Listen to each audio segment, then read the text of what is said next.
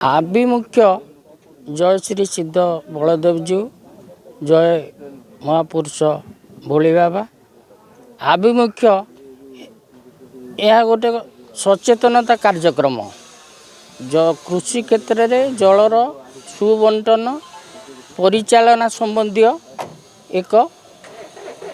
शिविर जो कि सबू पानी पंचायत कर्मकर्ता तथा अन्यान्य सामाजिक कर्मकर्ता छात्र छात्री एवं सबू स्तर व्यक्तित्व माने सामिल गोटे आलोचना चक्र एटा राज्य सरकार पानी पंचायत पक्ष अवसर में प्रत्येक वर्ष पालन करा जाए। आज आमर उठा जलसेचन खंड केन्द्रापड़ा तरफ आमर पटामुंडी ठारे पालन करागला से समस्त को साधुवाद एवं धन्यवाद। जेहेतु मोर ये 6 मास है मु अपॉइंटमेंट